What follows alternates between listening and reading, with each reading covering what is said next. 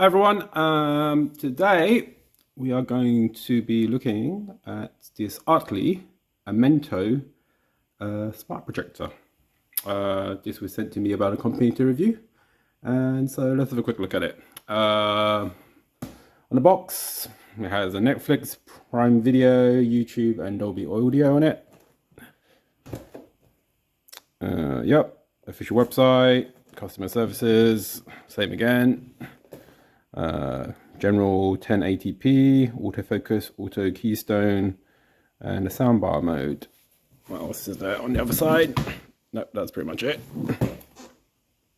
Yeah, and that's just the address and some general stats about its power mode, I guess. Okay, so let's open it and have a look.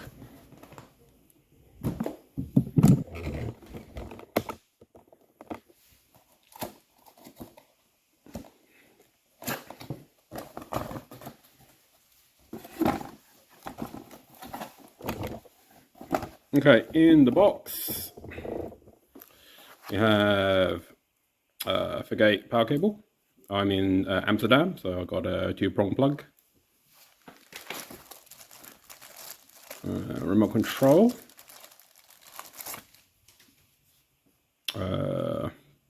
Basic of here, power on, mute, something. Source mode. Back, home, don't know what that is, volume, and then you've got 3 specific Netflix, YouTube, and Prime Video buttons. Batteries are not included, but I put them in already, and they are AAAs, 2 AAA batteries. Okay. And we also have a HDMI cable. Yeah. Okay, so those are what's on top. Okay, take off the foam packaging. And we actually have the projector itself. Okay, let's put that to the side first and see what else is in here. Okay, warranty card, instruction manual in several different languages.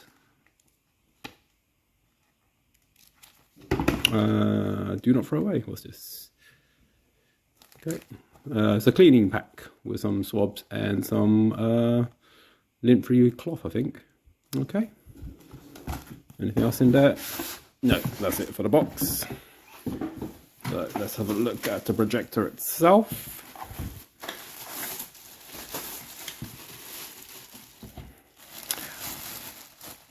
Okay, so the first thing is that this is the lens cap. Okay, I'm not sure I like the way they designed this lens cap because it kind of a bit loose and it doesn't seem to click it. Well, it does click in a bit, but it's kind of loose. I think they need to sort that one out, but that's a minor issue really.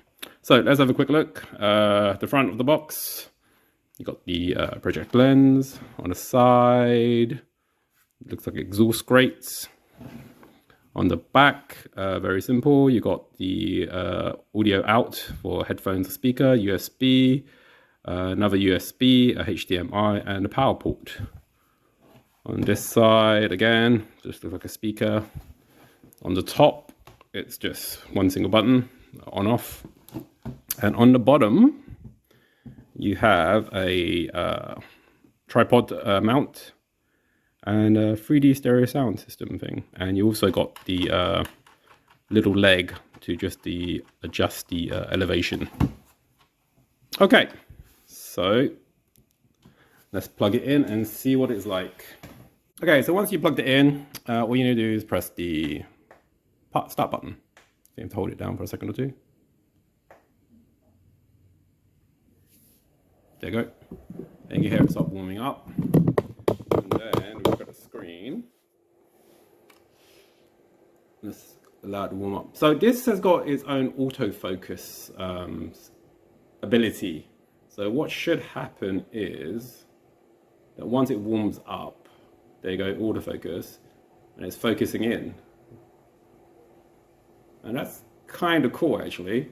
It's kind of like when you go for a eye test and you have that first machine where you get that balloon or that house in the background and like it goes in and out of focus until it automatically comes into focus. That's pretty much the similar type of thing. One of the things you need to be aware of is that the lens is centered, well, there we go. The lens is slightly to the right. So when you actually try to center it with your projector screen, the projector is slightly over to the left, so you can get the lens centered. Okay, so this is like the initial startup screen. And it says remote control pairing. Please keep the remote control less than 10 centimeters from the device. Press the volume keys at the same time until the control light flashes or enters into pairing mode. So let me do this. So put it in there, and then you have to hold these two buttons.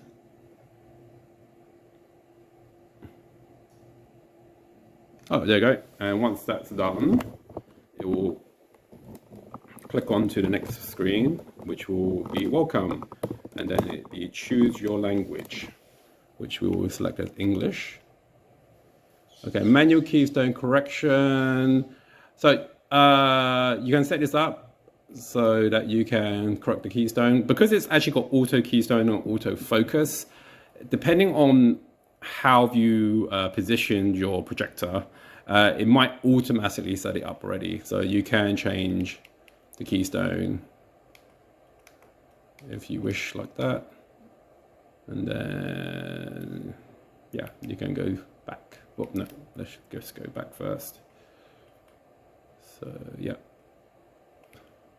So you can switch to each corner and correct it as you need, or you can press this button here to reset it to default. But it looks okay to me, so I'm just going to go back and then go to the next step.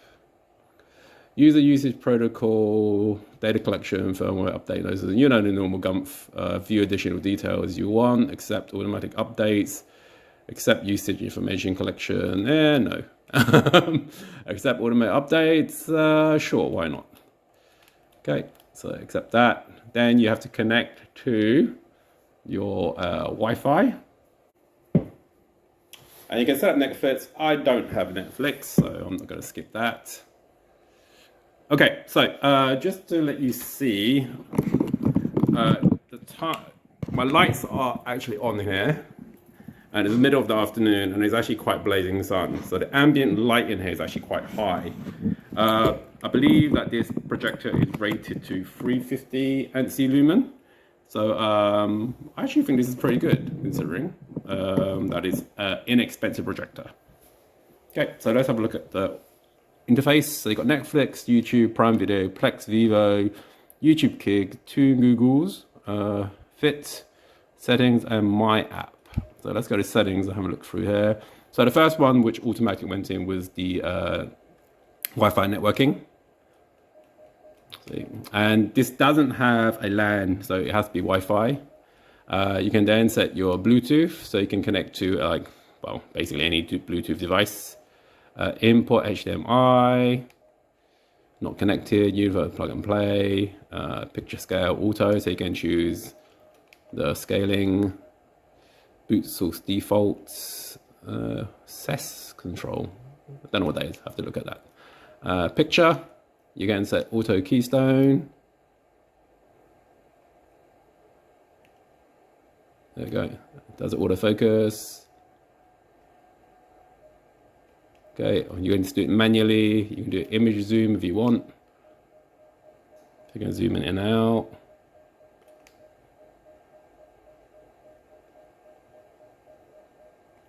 Okay.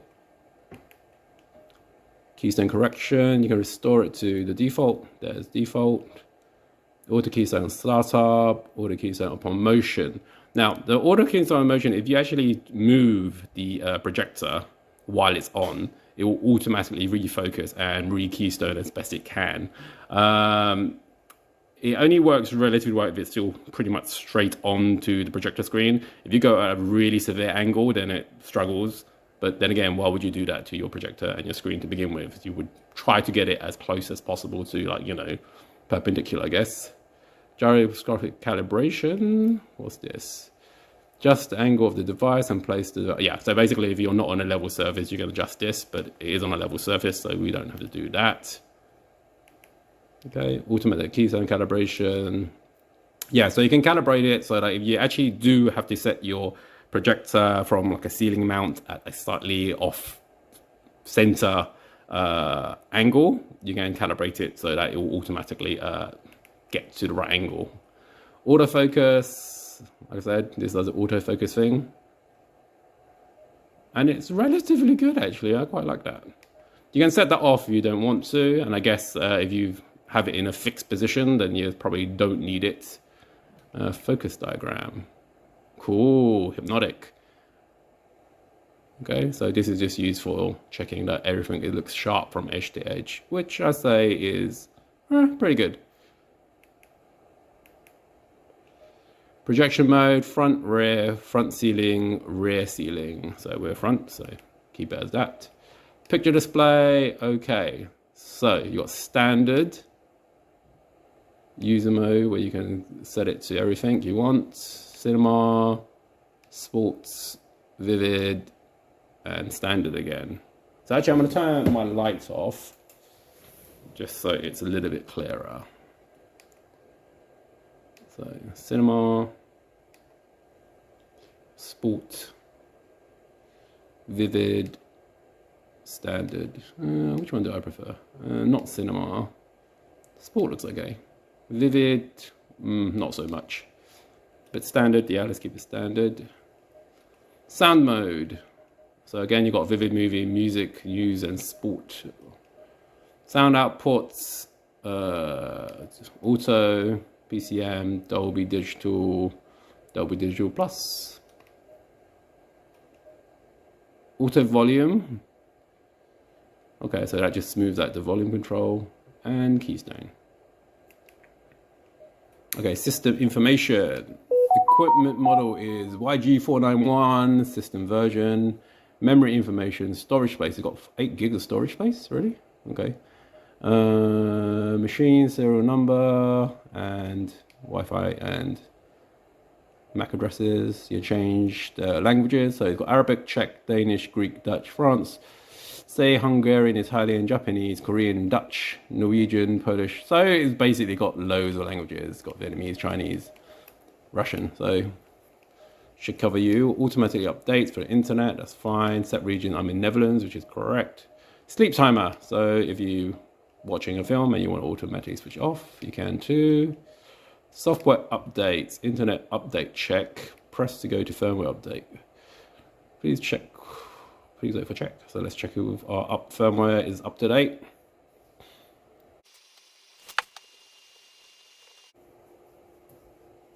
Okay, your software up to date is up to date. Okay, so no need to change that.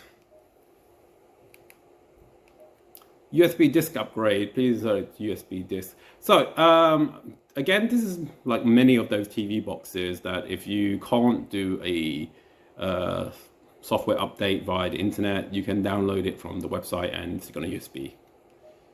Netflix, so yeah, if you want to have Netflix, and you got a restore to factory settings, which we're not going to do. General privacy, device name, so you can you change your username? Yeah, you can change the name of the device if you wanted to. Screensaver on, when to start after 5 minutes inactivity, wait time 15 seconds. Mirrorcast screen, so if you want to mirror, basically mirror from your phone or something. Yeah, that's the fun wheels at the beginning. And wake up on wireless, TV mode. Okay, so that covers pretty much all the settings. Let's have a look at the My Apps. So a lot of these apps are, to be honest, things you probably ain't gonna use.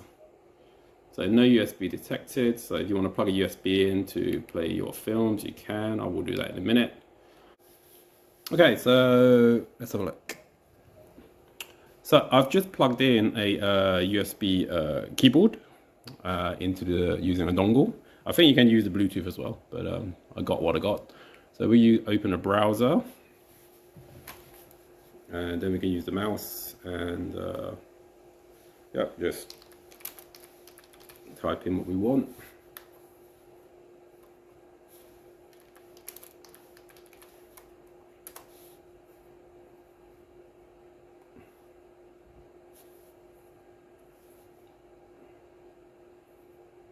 So that's a relatively useful function, I guess.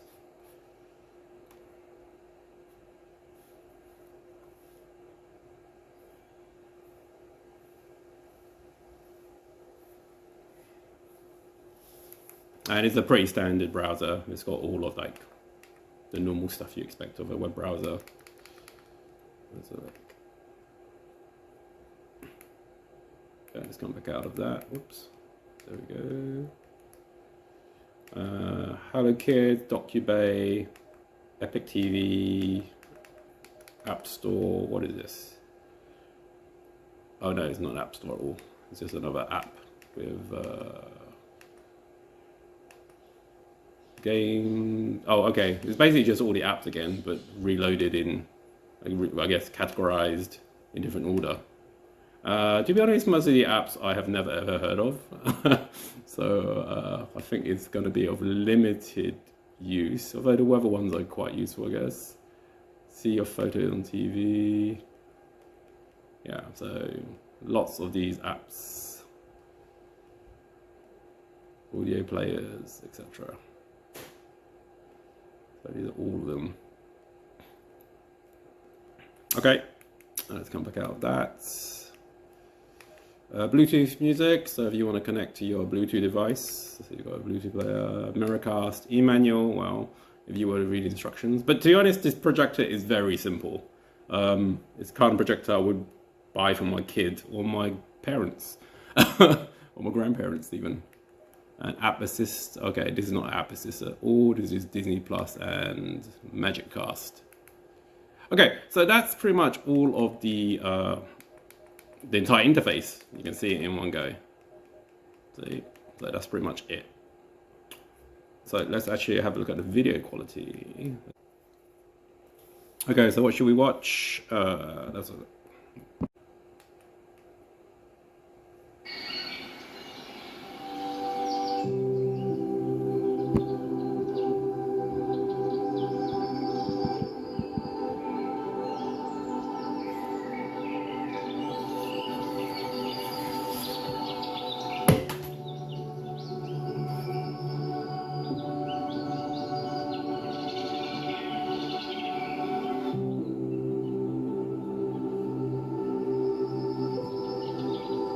Change the color and see what happens with vivid.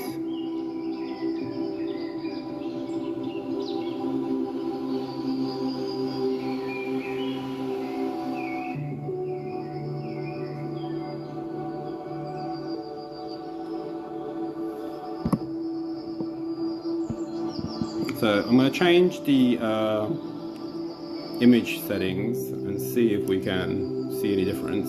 So that's the user setting as a default. That's cinema. That's sport. So yeah, sport is brighter. Vivid.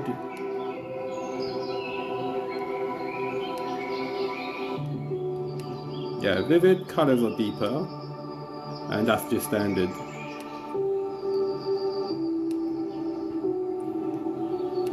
I actually prefer sport, actually. It's brighter. Okay, what happens to sound?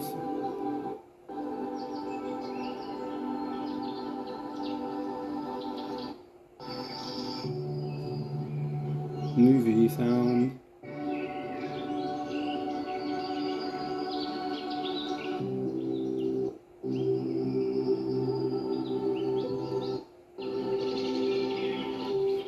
See, my hearing isn't brilliant, so I cannot really tell too much difference between most of these modes, except the movie mode.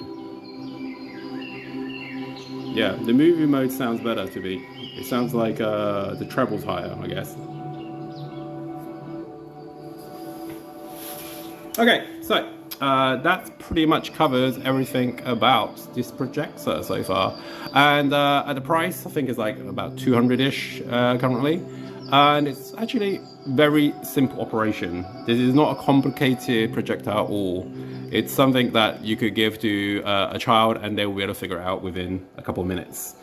and like the remote is very basic in the sense that there's not too many functions on that you can actually play with, and with the autofocus and auto keystone even less so. But quality wise it's pretty good. I'm actually quite impressed that with the amount of ambient light in here, the screen is not washed out. It's actually, you know, pretty vivid, very colorful, and I think the most impressive thing about this is actually the speaker. Usually the speaker on these things are like really tinny and they're pretty much useless, but this one's actually really good.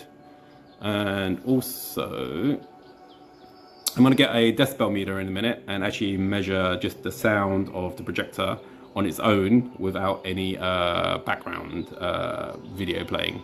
But right now with the video playing, I cannot hear the fan pretty much. Actually, yeah, I can't hear the fan at all actually. So hold on a second. Okay, I've got a decibel meter here. Let's turn it on.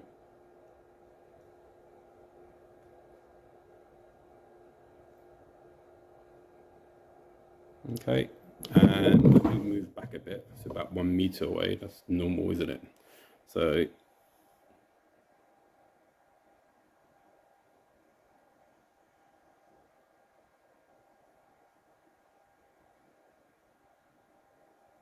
okay, so with just the projector running without anything, the sound was about 46 decibels. Yep. Now let me turn it off so you can get a background noise.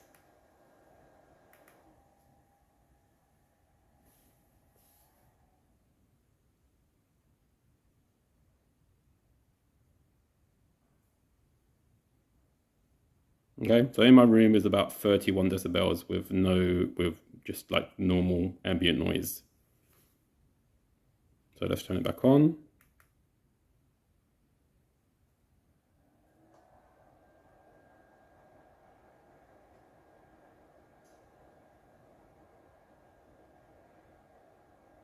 Okay, so I think that's not bad actually. And once you actually have a video running, you really can't hear the projector at all, really.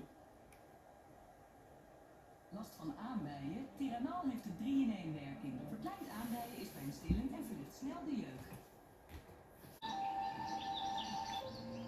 Anyway, that pretty much concludes my review of the Artlii Amento projector.